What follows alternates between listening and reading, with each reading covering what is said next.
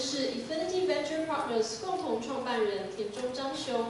田中章雄身为日本国内科技产业的关键人物，他看好台湾新创在 IoT、Fintech 以及媒体平台发展等3大优势，希望将台湾新创团队一举推向国际大型企业的人脉网络中，让台湾新创团队取得更大的发展空间。今天他要与我们分享的题目是 Ignite。 掌握世界趋势，谈亚洲新创优势。Let's welcome Mr. Akio Tanaka.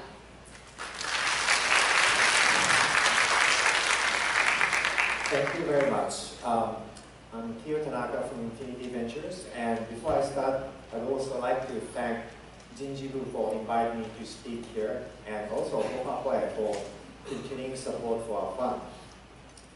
So first, I'm going to start my presentation with a big apology. I made a huge mistake on my title here. And since I had a few minutes before this session this morning, I managed to make a change. So please forget about this title. The correct title is this. We're in Taiwan, so forget Asia, let's talk about Taiwan. So that's the new title for my session. And one of the things I actually want to talk about is, I think we're all here to talk about Taiwan's future, but we're not talking about Taiwan's future in oil industry or manufacturing industry. I think we're talking about Taiwan's industry in the new era. Now, then my first question is talking about Taiwan actually is already international. You guys actually have international rock stars. Maybe in a sense of rock music, but in the oil industry, manufacturing industry, you guys already have rock stars, like these guys. Dr. Chen and Kerry Wall from Foxconn, these guys are already big rock stars in the sense of building big international industrial companies. And everybody, I think, in most part of the world already recognizes them. However, my question is, who are the next generation Taiwan rock stars for the internet age? And one of the things I think we should think about is what's actually happening globally. This is the top 10 global companies in terms of market cap, 2007, just over 10 years ago, and this year. So I think most of you probably can notice that 10 years ago, there was actually only one tech company among the top 10, Microsoft. The largest company was like ExxonMobil oil company, and GE, which is basically a manufacturing and financial conglomerate. There's only one software company, Microsoft, there. But that was a decade ago.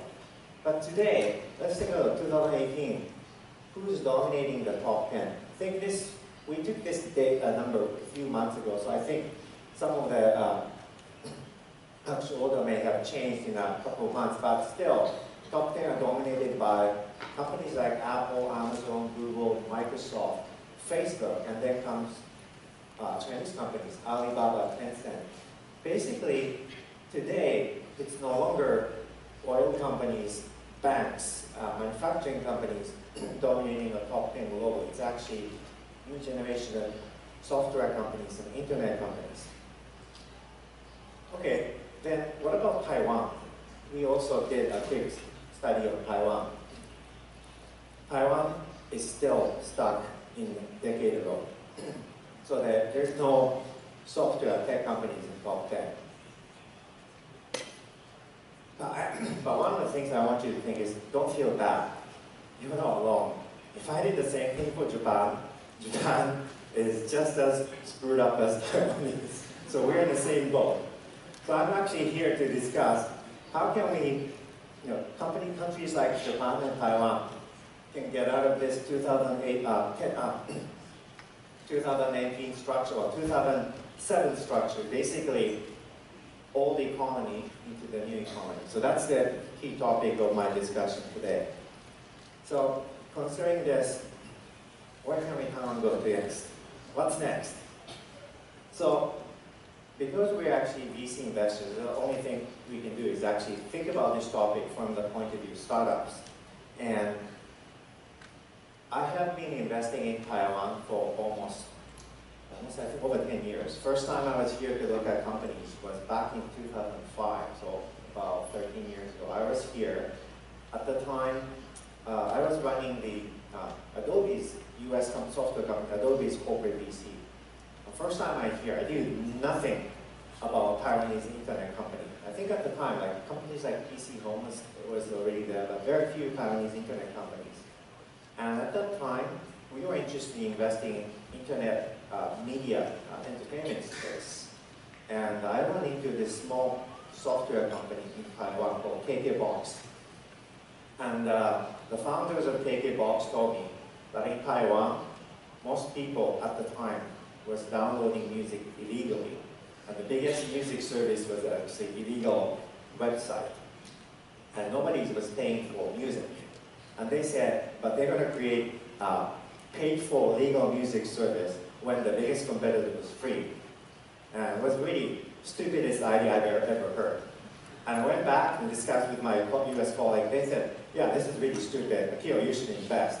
But somehow I made a big mistake and ended up investing in KKBox. So that was my first entries in Taiwan.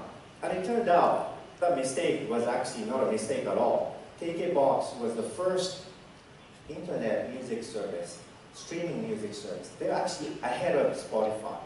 That came out in a major way.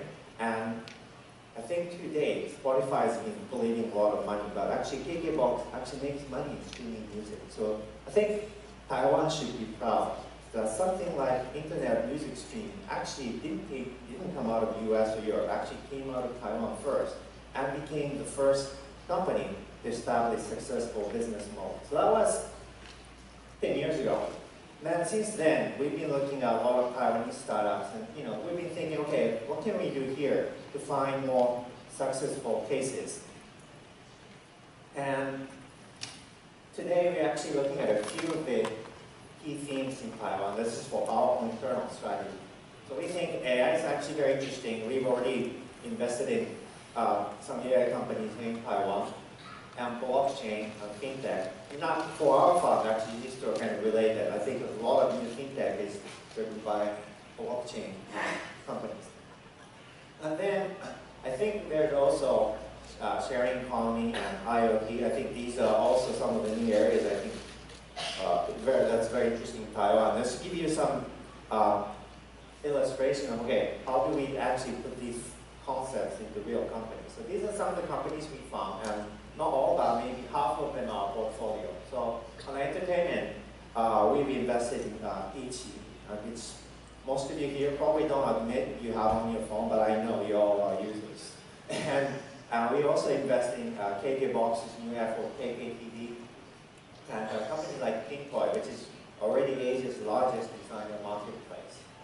And AI and blockchain. I think for the blockchain, of the three companies, the first two are our portfolio.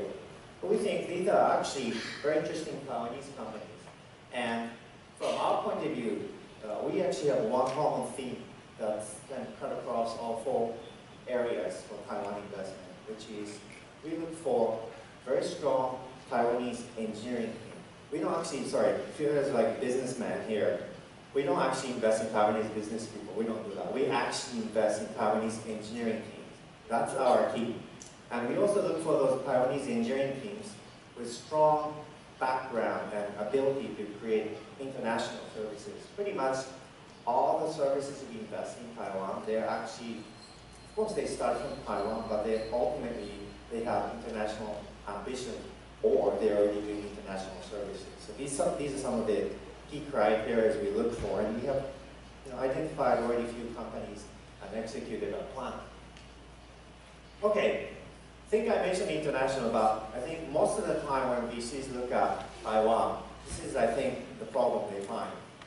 First of all, I'm smart enough, I can actually find Taiwan on the map, but most of the international investors, they can not find Taiwan on the map.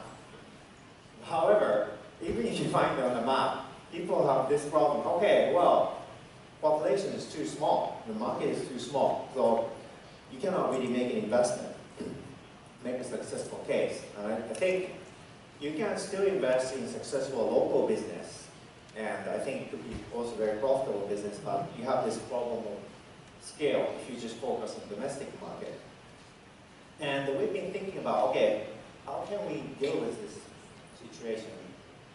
We can maybe keep doing a landfill around the edges of Taiwan, make the land a little bit bigger, but I think that has a limit. And population, the birth rate in Taiwan is just as bad as in Japan, so I don't think it will increase anytime soon. So one of the things we thought about, of course, looking at our own background, is, okay, let's bring in another few more islands and throw in with Taiwan, see what happens. And I found an interesting island, which also maybe outside of Asia, many people cannot find where they are. But I have found 1, 2, 3, 4 small islands in the Pacific Ocean. Some people call this Japan.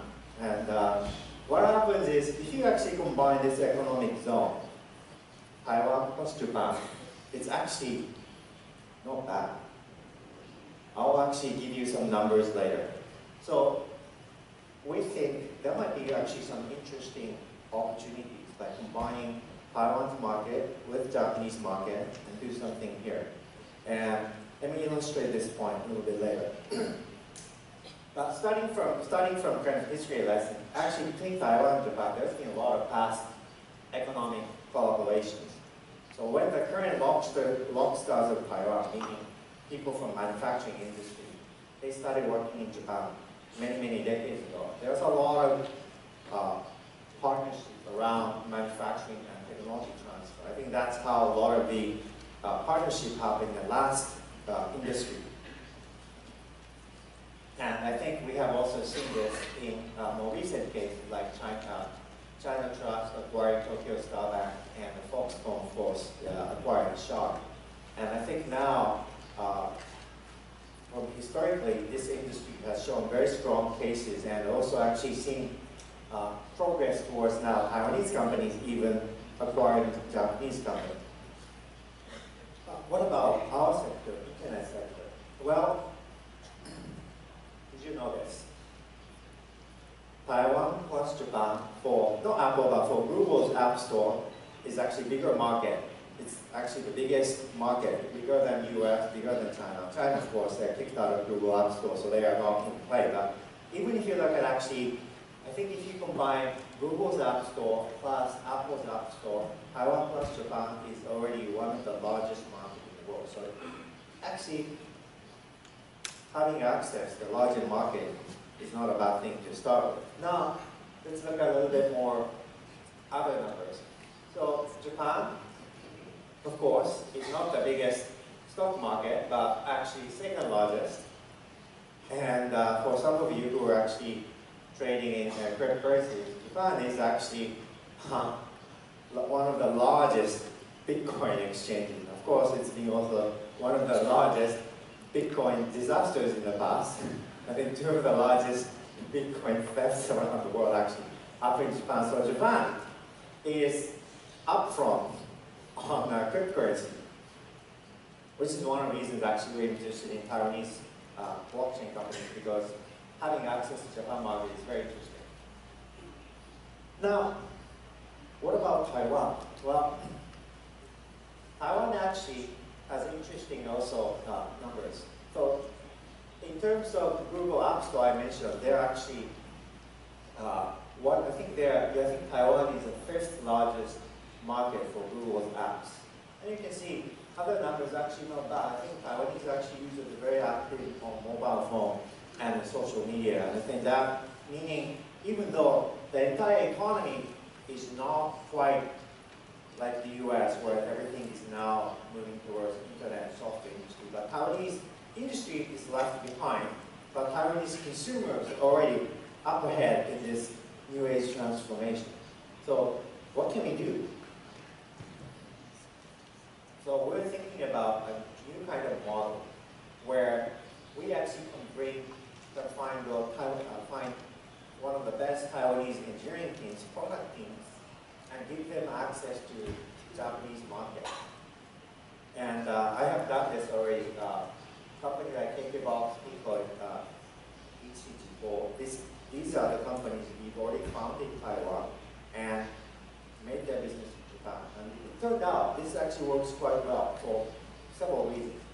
A, Japan is not China, meaning Taiwanese companies can freely operate. When necessary, you can even acquire companies in Japan, even internet companies. People actually acquire local competitors. So the market is open, meaning Taiwanese internet companies have zero chance surviving in China because there's a legal barriers, structural barriers for Taiwanese companies to enter China. Taiwanese companies actually, I think, can enter the US market, but US market is very competitive. We are now competing with hundreds of well-funded startups in Silicon Valley. So although there's a free market access for Taiwanese startups, but becoming a major player in the US is actually very difficult. That doesn't mean you shouldn't try, but I just want to state the fact. It's not easy. Japan, is it super easy? No, but it's definitely easier. And one of the, I think, advantages in Japan is that Japan offers large enough market, but in many sectors, there are very few competition. Because we invest both in Japan, China, and sometimes US and Taiwanese market, we have learned one interesting thing. China and US are actually very similar. Every new market segment you find, there's like hundreds, sometimes in the case of China, thousands of competitors. Meaning, everywhere you look, it's all red ocean. And Japan is interesting. Japan is a large market, but many new sectors, blue ocean. And the reason is, Japan has a very few number of startups compared to China and US. I think I read some stats that Japan's economy is like half the size of the US. However, Japan's startup funding is less than like 1/20 for the US. It's not just because of money, just because there's very few startups in Japan, considering the market size of the country. So here's our opportunity. Taiwanese companies, if you have a good product, most likely your engineering team is stronger than Japanese competitor. And if you have the right partner to help you access the market, you could actually make interesting business there. And just to add one point is that when we looked at taking Ichizu both to Japan, we actually saw a couple of Japanese competitors. And I actually visited some of Ichizu's competitors in Japan. One of the things I realized that the largest competitor Ichizu had in Japan at the time, when they entered the market, their company size was about 50. This is the number one company in Japan. And their engineering team was about 20 people. And I looked at their desk, and they're actually using very old computer frameworks. Basically, they're building software, a lot of services from software technology from 10 years ago. And at the time, Taiwanese company Ichi, I think about a year ago, so Ichi had about 500 people. And the engineering team was maybe at least 200 people. And Ichi's engineers were at least, on average, 15 years, maybe 20 years younger than Japanese competitors.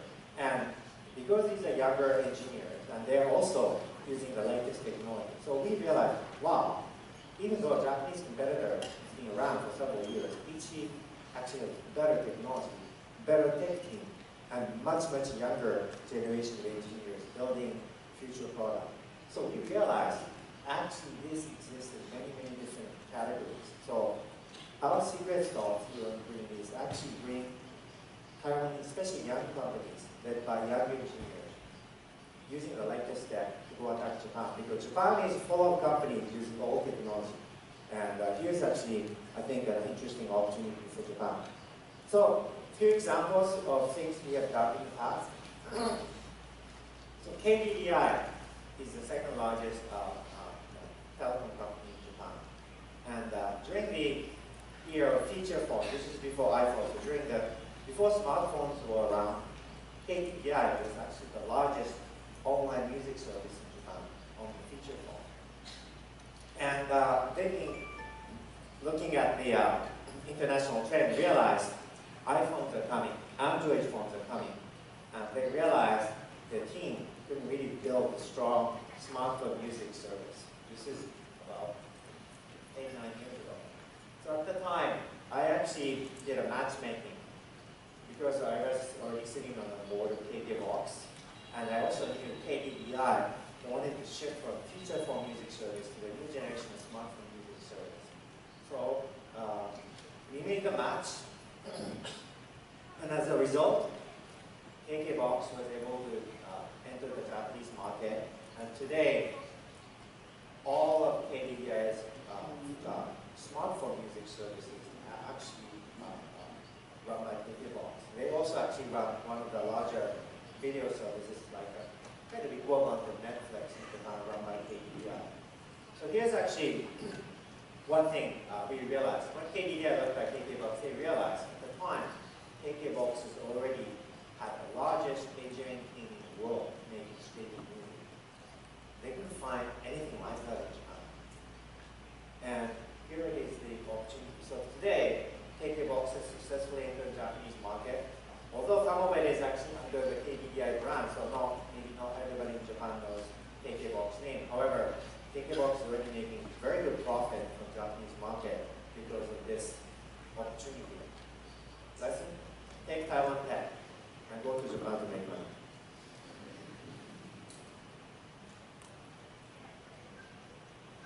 And we're doing the same thing with Ichi. Japan already has several players doing live streaming. But when we looked at it, they're all built on old generation technology, like from PC era, or even some of them I think came out of the feature phone era. And then at the time, we also saw maybe 4 or 5 competitors from mainland China entering Japan during this space. And actually, Ichi was one of the last players to enter. Regarding Japanese players, I already knew Ichi had a better technology. I was very confident. And then we also looked at Ichi's mainland Chinese competitors in Japan before we entered. And we actually went to interview some of their companies and their partners with their live streamer. They all gave us an interesting answer. They said, well, they actually don't want to work with those companies coming from mainland China and Japan. The reason was, none of them actually had a real local operation. And some of the companies even didn't have a proper office or proper Japanese-facing customer support. So meaning there's a very little trust between people, Japanese partners, and their live streaming companies from China. So we realized, hey, there's an opportunity. Because Taiwan is a much more trusted brand in Japan. So we actually use this name, Taiwan, upfront. Hey, this is a company from Taiwan. And we also, I actually asked my partner in Japan from our fund to also become a CEO. So we actually use the Taiwan brand and the Japanese management to enter that Japanese market. And of course, technology is from Taiwan. So we Taiwan tech, Taiwan brand, and the local Japanese market sales and marketing team. So what happened? This was about a year ago. We started out with 2-3 people. We actually registered the company around last summer, and I think we are now 1-year anniversary in Japan. So within just 12 months, what happened? Well, Ichi is now the largest live streaming company in Japan. So we made it. And what do we do in Japan? We do sales and marketing, but all the tech comes from here in Taiwan. So it's actually possible to build a brand new company out of here and go to Japan and in a very short period of time become a dominant player. Yes, Ichi has the ambition to go to other markets, maybe one day US, but it's not going to be as easy. I don't think anyone can just go to the US and become a top player in one year. But in Japan, it's actually sometimes possible.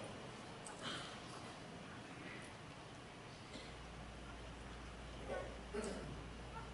The last thing I wanted to this is actually an advertising tab. So I think we actually done a few Taiwan-Japan collaboration, and some sense, yes, there's actually what the configuration is like, you can make a successful business. So we are now starting this year, starting to connect the Taiwanese internet community to Japanese internet community. So in Japan, we've been running this thing called IBS, Infinity Venture Summit, for over 10 years. So what is this thing?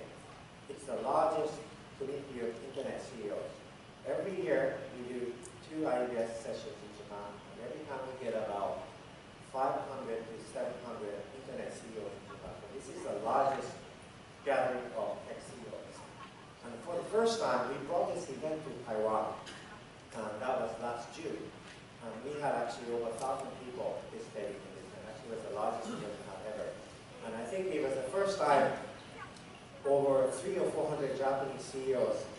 Taiwan together. They're very surprised. So we're actually surprised to find the quality of Taiwanese startups is much higher than the ones from Japan. So we realized, hey, this is a good opportunity. So now we have the next ideas in Japan, in Kanazawa, which is in Kyoto, facing northern part of Japan. That's happening in December, and we most likely bring also ideas to Taiwan next year again. So we hope, give you a few examples of some ideas what we can do in terms of creating the next big internet companies out of Taiwan, but not just working on Taiwan by using some friendly neighborhood market called Japan, and some illustrations of how it can be done. And we also keep investing in this community. For some of you, if you have time, unfortunately, I have to go to the AppWorks event after this afternoon, but one of my colleagues, Brian, is sitting there. So please go find him afterwards. And I hope some of you will end up at an event. And we hope to meet more of the Taiwanese startup companies here, especially if you have a good engineering team, come find us.